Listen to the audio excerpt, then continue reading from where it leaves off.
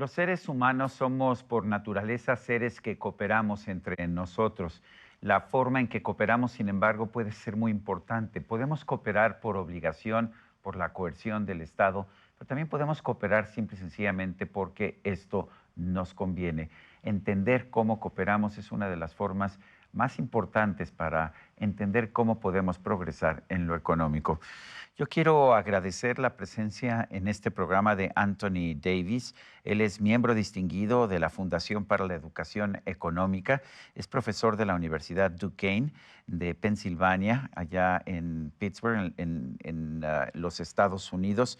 Él ha, de hecho, participado en una serie de cursos y de trabajos para entender cómo funciona la economía. Recientemente escribió con James Harrigan un libro que ha generado mucho interés en los medios económicos. El libro es Cooperación y coerción. Vamos a hacer esta conversación en inglés. Antony Davies, thank you very much for speaking with us. And one of the points that you and Mr. Harrigan say is that we can cooperate willingly, but we can also sometimes we need to have coercion. Is this a necessity? Can we have a government that coerces us to cooperate? Yes, it turns out that coercion is necessary. It's necessary at the base level to prevent people from imposing harm on each other. So you don't want me dumping my trash in your yard. I don't want other people stealing from my shop. And so we use coercion to prevent that, to stop people from harming each other. But what we have found as we look at various countries throughout the world, as we look throughout history, what we see is a repeating pattern. Governments that restrict themselves just to preventing people from harming each other tend to prosper. Those societies prosper much more so than do societies where the governments go too far and do things beyond simply preventing people from harming each other, or societies in which governments do less, that they don't even prevent people from harming each other. This is what we seem to see as the right mix of cooperation and coercion. I assume that in a society where there's no coercion at all, we have the law of the jungle. It's just the strongest survives. Yes, I think so. In fact, probably that's a good way to put it, that if you don't have the government using its coercive power to prevent people from harming each other, people will use their own individual coercive power. And then society falls apart. And so what's happening here is a problem goes all the way back to Aristotle and Socrates, of realizing that human beings are simultaneously individuals and members of a shared society. And what we're talking about here with cooperation and coercion is balancing those two roles of the person as individual and as member of shared society. What are the mechanisms by which we cooperate willingly? Cooperation we tend not to notice because it happens so frequently. Everything from a Friday night poker game to your parish church community to buying and selling things in a marketplace, all of these are cooperative ventures in instances in which people come together voluntarily. And if the transaction, if the relationship is mutually beneficial, then people will continue with this relationship. I'll come back to the church. I'll come back to this store to purchase more things. But if the relationship is not mutually beneficial, one or the other of us is free to walk away. And so what happens is, because the relationships are based on voluntary mutual cooperation, relationships that work out, that are beneficial, will tend to persist, while those that aren't won't. Do we cooperate more with our families and people that are immediate to us? I know that we tend to have a distrust of foreigners, a distrust of the stranger. Do we cooperate more with people that are closer to us? I think so. You have a tendency to cooperate more with your family than with your neighbors, and more with your neighbors than with people outside of your community, and more so with people within your country than with people outside. And this is where one of the fantastic powers of free trade comes in.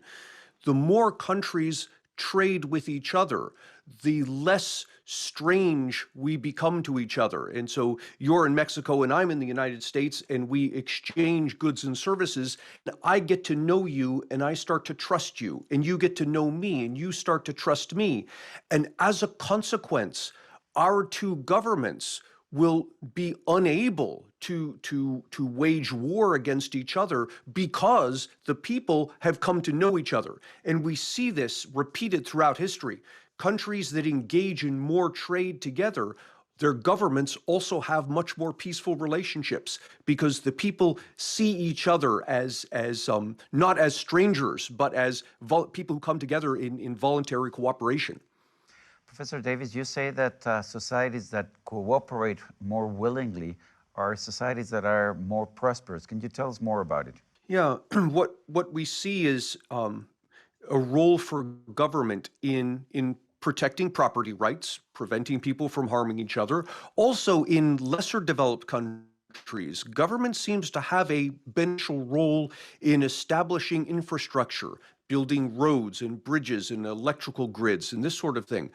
But then stepping aside and letting the people voluntarily come together and build the economy. And the reason that mix seems to work so well is because there are some things that require the power of government.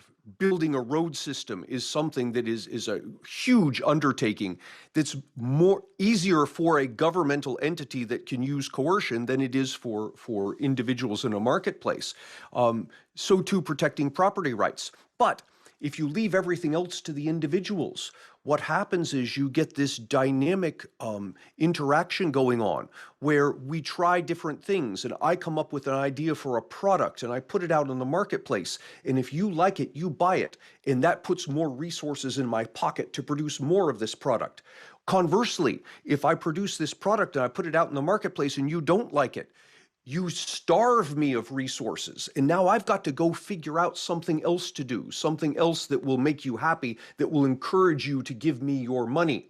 And so this voluntary cooperation causes economies to grow much better precisely because it fuels a trial and error of, it gives me an incentive to figure out what you want and to give you that, and gives you an incentive to figure out what I want and give me that. Socialist and communist governments claim that they can actually build better societies, juster societies, and even more prosperous societies by coercing the collectivity, coercing people to cooperate. Does this work? Yeah, it doesn't. And oddly, what you find is people who are most enamored of communist and socialist systems are people who have not lived under communist or socialist systems. If you ask the people who live under the systems, largely they say these are poor systems to live under. And I think the difference comes to this. When you look at communism or socialism in theory, it looks wonderful that we're all going to live in peace and harmony and we're going to do what's best for the common good and all of that. But in fact, that whole model ignores what's true about human behavior. And what's true about human behavior is that we each seek to do what's in our own self-interest. I want to do what's in my self-interest. You want to do what's in your self-interest. And if we put ourselves in a socialist environment where the government has tremendous powers of coercion, all of a sudden, I have an incentive not to do what's good for you so that you voluntarily give me your money, but rather to do what's good for the government so I can convince them to force you to give me your money. And what happens in the socialist environment in practice is, instead of us all living together in peace and harmony, some of us who can co-opt the government end up co-opting the government for their own benefit to the harm of everybody else. Taxes are a form of coercion. Do they work? Do they make cooperation better, or taxes can actually be detrimental? Yeah, that's a good question. And this goes back to the appropriate role of government. If the appropriate role of government is in protecting property rights, and that's basically all, then of course we need taxes. We have to pay for a judicial system. We have to pay for a police force, but that's the extent. And we can look at the history in the United States. Our federal tax rate was about 1% for many decades of our existence. It wasn't until the government started doing things that were beyond simply protecting property rights that our tax rate exploded from 1% to the current is around 23 to 25%. And that extra 20, 23, 24 percentage points of taxes are all going to things that are government coercion, not in a good sense of protecting property rights and preventing people from harming each other, but government coercion in a bad sense, government deciding for us what sorts of goods and services we should have rather than us deciding that for ourselves. Does this mean that if we had governments that intervened less in the economy, that coerced less the individual, we would have more prosperous societies? Generally, that's correct. Most governments err in becoming too large. There are some governments, and people point, for example, to places where governments have failed, and they say things like, "Well, if less government is good, what about countries like Afghanistan, where they have virtually no government?" And there, the problem is you've gone to the opposite extreme.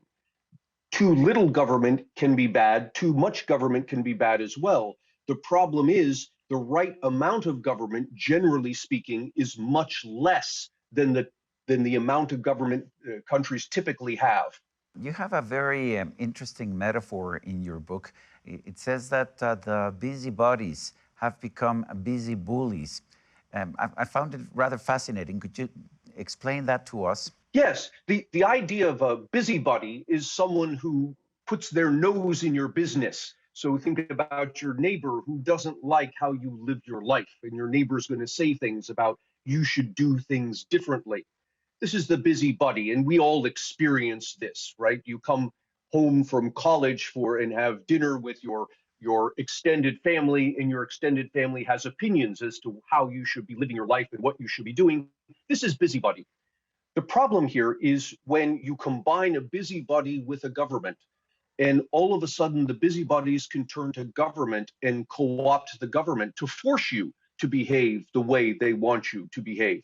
For example, here in Pennsylvania, the city of Philadelphia decided that that young people were drinking too much sodas, Coke and Pepsi and this sort of thing. And so the busybodies co-opted the city government, and they said, okay, city government, these young people should not be drinking these drinks. Put a tax on it, make it more expensive so they can't afford this. This is an example of the busybody becoming a busy bully, using the government to force other people to behave the way that the busybodies think they should behave. Ultimately, the busybody is invoking a sense of inequality, that my opinion as to how you should behave is superior to your opinion as to how you should behave, and the government should honor my opinion, not yours. I do want to thank you, Professor Antony Davies, for this conversation, and thank you for inviting us to read your book on coercion and cooperation. My pleasure, thank you. Y a usted, amigo televidente, que hace posible este programa, se lo agradezco también. Esto es todo por hoy, pero no se le olvide. Nos vemos la próxima.